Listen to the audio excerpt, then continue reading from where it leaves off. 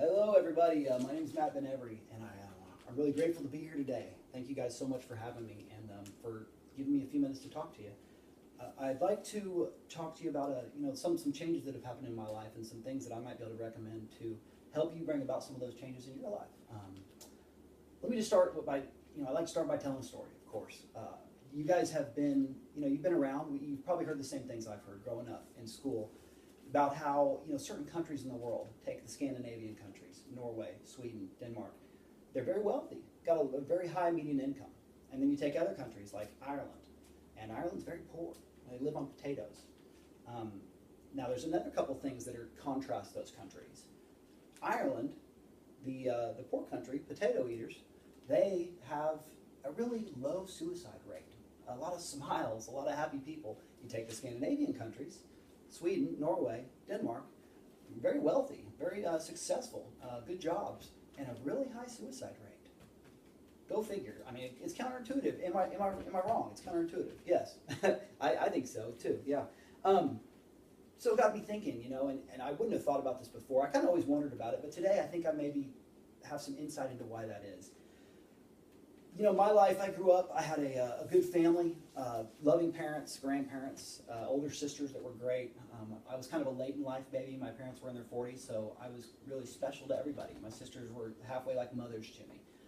It was a lot of fun. I had a good upbringing. I was athletic. I was popular. I had a lot of girlfriends. You know what I'm talking about. And life was good. I had every chance to succeed. I was always told I was smart. I was smart. I was in advanced classes, gifted and talented. I had every chance to succeed. I was also told I was special a lot by my mother, and I don't know how much that helped me. In some ways, I bought into that a little too much, but that's another story. So anyway, growing up, I was all those things, popular, all the way through high school. And somewhere along there, though, I started drinking, started doing drugs. Next thing you know, by my late 20s, I'm an alcoholic. I'm a drug addict. By my early 30s, it's getting worse. And it gets to the point where it's dark, and I'm not having fun. I'm not leaving the house much except to go get more of what I need. And it's dark, and I'm going to bed every night praying to God that He would help me to not wake up in the morning, to just go to sleep and not wake up. And that's a dark place to be. It's sad, especially for a kid like me who's so positive.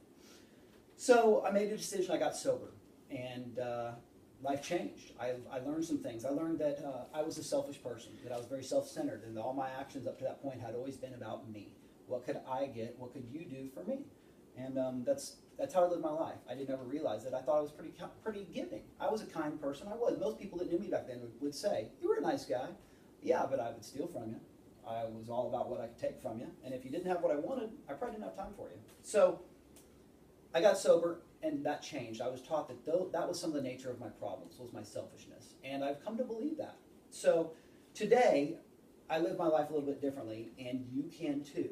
And I'm going to give you some simple steps you can take. I've gone to the bookstore before. I've bought the self-help books. How can I change my life? How can I do things different? And I read them, and you're like, wow, there's some great stuff in there, but what can I go do now? What can I do tomorrow? That's what I'm going to tell you. Simple steps. 4 simple steps. Step number 1, I want you to pray. You're going to pray in the morning. Hit your knees and ask God to help you. You're going to ask God to help you, and you're going to ask Him to backing up. We're going to back up a little bit here, so scratch the past 30 seconds. Anyway, so I'm going to help you guys get what I have, and what I have is is something that's been given to me by God, and it can be given to you as well.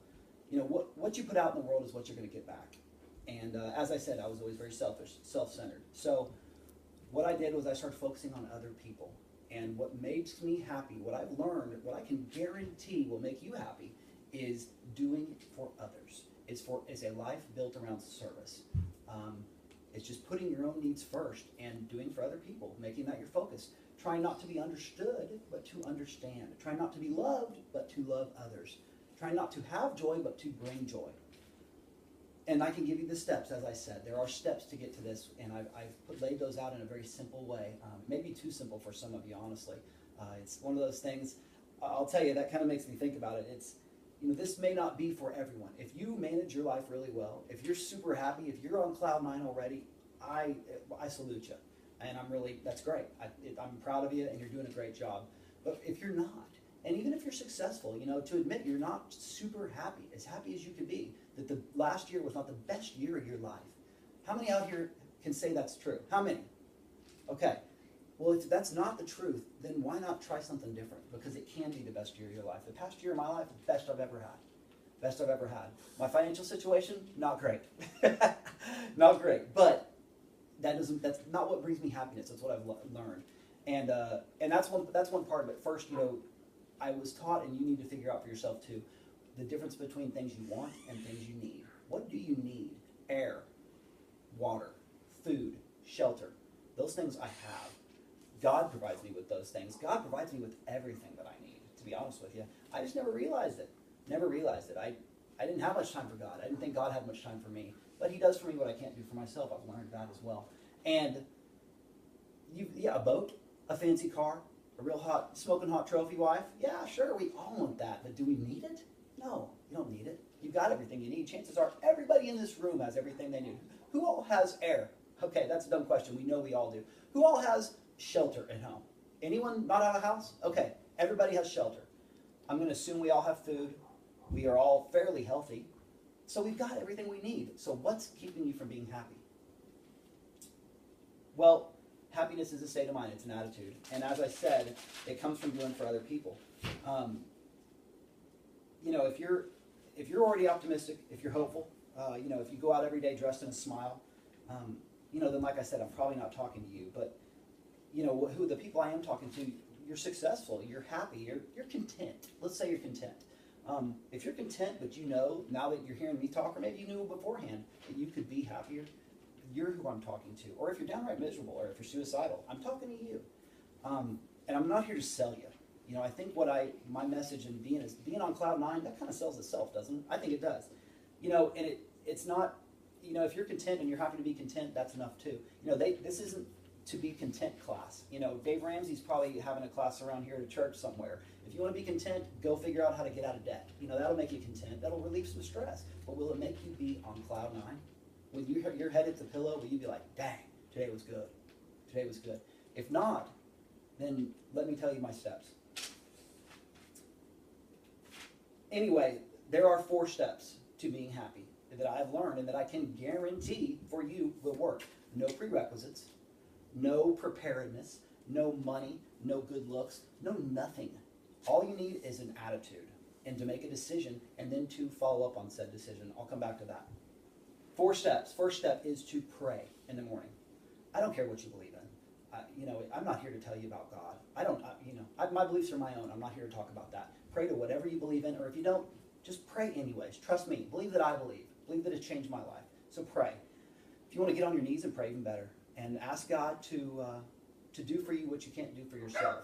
And specifically, to put people into your path today that need your help, that you can be of service for.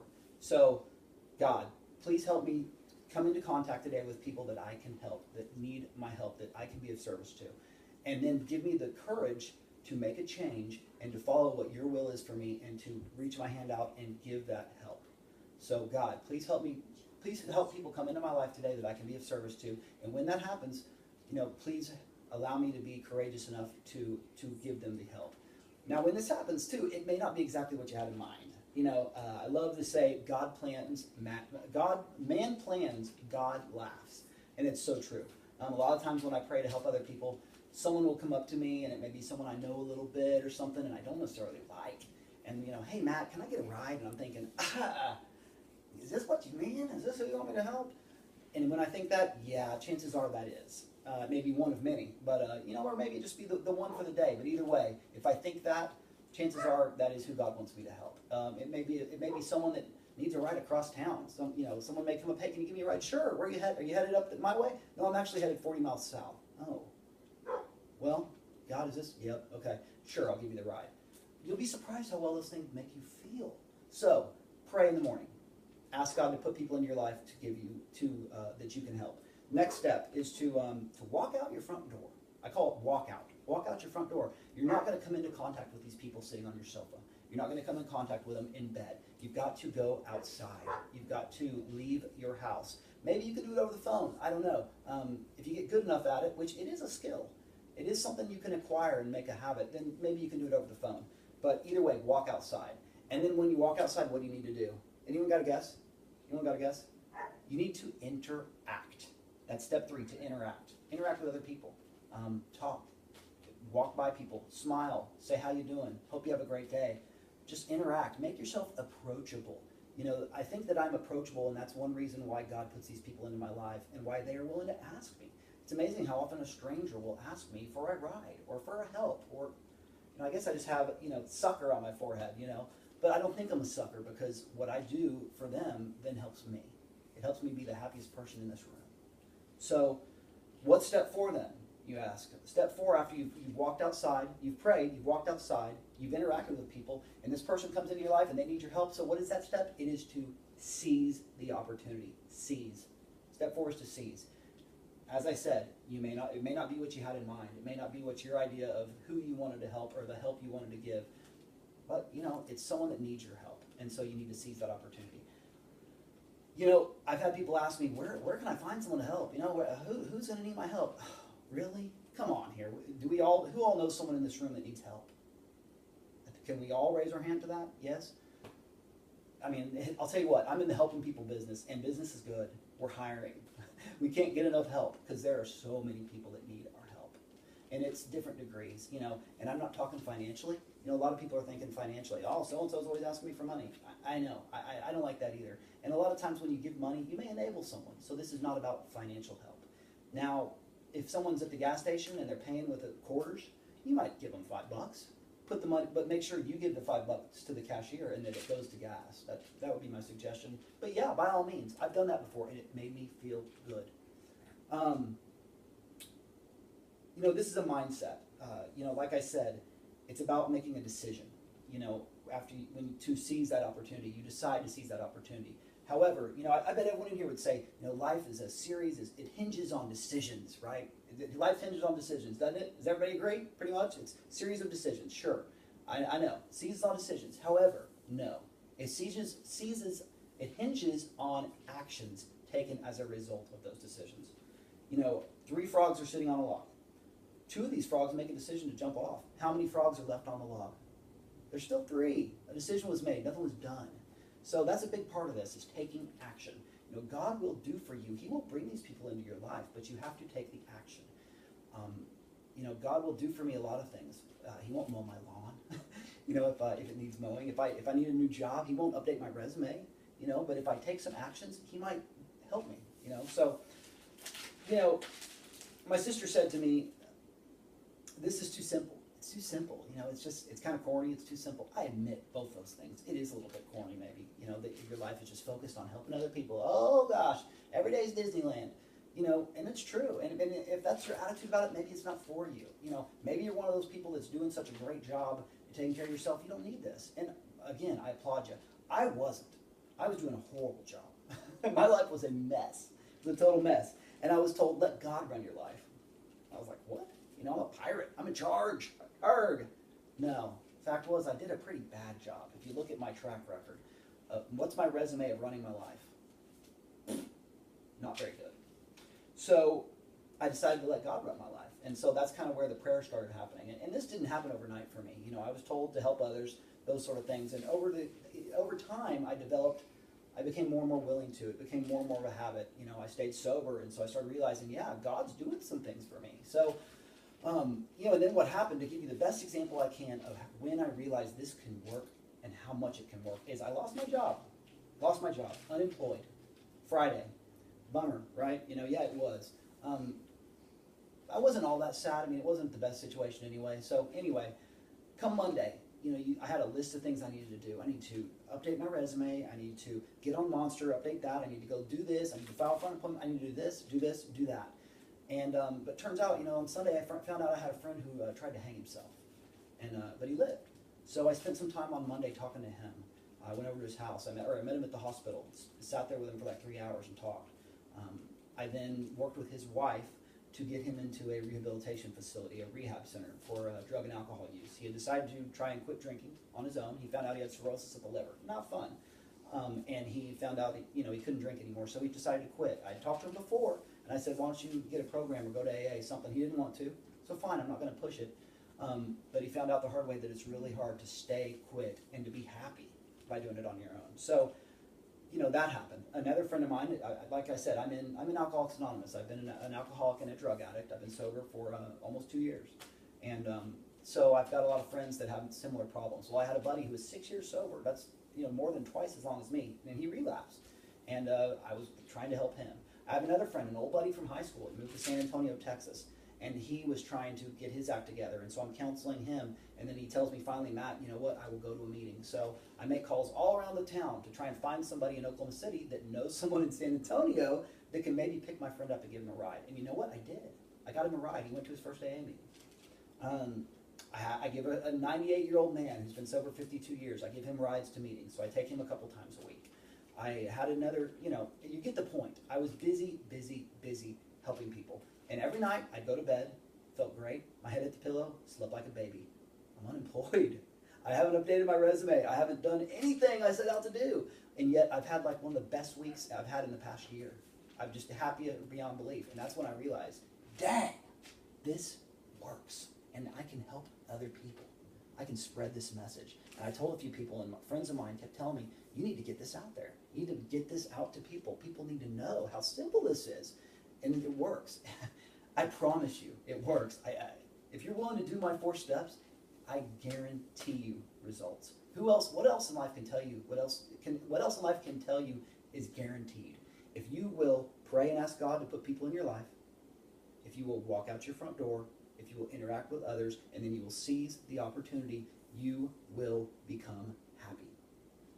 Not just content, not just sort of happy, but happier than you've ever been in your life, starting tomorrow morning. Nothing holding you back. Some people may say, I need to take care of me first, and that's true. I've heard, I need some me time. I need some this, some that, Sure, and again, but I think that's for those people who are doing a pretty good job with life already. They're already really happy. And those are out there, I admit it. I wasn't, and so today I focus my time on others and on being of service and being helpful. And you know who takes care of me? The big guy. Yeah, that's right. He takes care of me. So, what's better, really? Even if you're relatively happy now, would you rather take care of you, or would you rather let him take care of you? Because I'll tell you what, since he's been doing this for me, man, I don't have that much go wrong. It's like life just goes my way. I'm lucky, Anyway, I just want to reiterate, my plan is about being happy, being happier than you've ever been before in your life. Cloud 9 happy every day. And it's about focusing on other people. A life focused on service, focused on giving back, putting yourself second, and just focusing on what you can do for other people is the key to happiness. And you can be happier than you've ever been in your life. Look around you, look through history at people that you think of as happy, as people you think of as positive, and I would imagine Gandhi, Martin Luther King, whoever, they're happy, and it's because they help others. It doesn't mean that they didn't have problems, that they didn't run into trials and tribulations, but you know what happens when those happen? Oh, my buddy upstairs takes care of them for me, because I'm too busy taking care of his children, and that's what he wants me to do, is to take care of his children. We're all God's children, are we not? That's what I believe in, and if you don't believe that, that's fine. Again, it doesn't matter what you believe. Higher power, inertia, the Wiccan mother of the earth, whatever. But whatever it is, there's something out there that does for me what I cannot do for myself. I would not be sober here talking to you today. I'm an alcoholic and a drug addict. Left to my own devices, I will get drunk and I will use drugs. And in almost 2 years, I haven't done that. And it's because of God. And furthermore, I'm selfish. I'm self-centered. I want to put me on a poster and have everyone look at how wonderful I am. And today, I'm not like that. And I only can say that it's that way because I've asked God to make me different. I've asked him to come into my life and do for me what I can't do for myself. And to make me humble and to allow me to help his children. And then to give me the courage to help me to act on it when they come into my path. And I'll add this, I did this at first and it was working to a point, and the guy said, by the way, add this. God, I'm not the sharpest tool in the shed, so please make it obvious, because I may miss it otherwise. And so I always get a giggle out of that. But you know what? I say it every morning. You don't have to say that. Sometimes it may take a process before you get the humility to start saying that, but it's true. I mean, God, please make it obvious. Make it in black and white where I'd be a dummy to miss it. Who needs my help? And when he does that, I seize the opportunity. So, 4 steps. Pray. Ask God for help. Walk out the door. Step 2. Step 3, interact. And step 4, seize the opportunity. Change your life starting tomorrow. Wake up. Do things a little differently. Make a decision, but then take the action. So again, I've always wondered in my life, what makes people happy? What makes people in Scandinavia rich and tall and good looking and want to kill themselves? What makes people in Ireland short, fight a lot, freckles, kind of dumpy, pale skin, eat potatoes? The happiest bunch of mix you've seen in the world. What makes them so happy? What's the difference? It's because they do for others. Yeah, I think we've all heard Irish. It's a sense of community. They take care of one another. They have each other's back. They live for each other. And I've never been to Scandinavian countries, so I can't tell you that they don't do that. But what I can tell you is that money is not the key to happiness. The key to happiness is doing for other people. It's for trying to make a difference in someone's life on a daily basis. Whether it's a ride or a kind word or just telling somebody you love them. And maybe it's somebody that hasn't heard that in a long time. The homeless guy in the street, he may stink. He may not look like he's bathed in a few days, and I'm sure that he gets treated that way by most people. So when you tell him, hey, I love you, I wish you the best, man, when that guy's down the corner begging for $1, you walk up and you give him $1, or you don't give him $1 as you drive by. If you don't want to, fine. But you should put your hand out the window and you shake his hand and say, hey, man, I hope you have a good day. I wish the best for you. I love you and I care. That makes a difference. It makes a difference in his life. It certainly makes a difference in mine. I just get out and do things. Get out and interact with people, and those opportunities will come to you. And if you then seize on them, your life can change. You can be the happiest you've ever been. And I really appreciate your time today. Thank you all very much for letting me talk. And I hope maybe I've really helped. And I'll be over on the side if anyone has questions afterwards. I'd love to talk to you, and love to help you change your lives. Start in the morning. Thank you very much.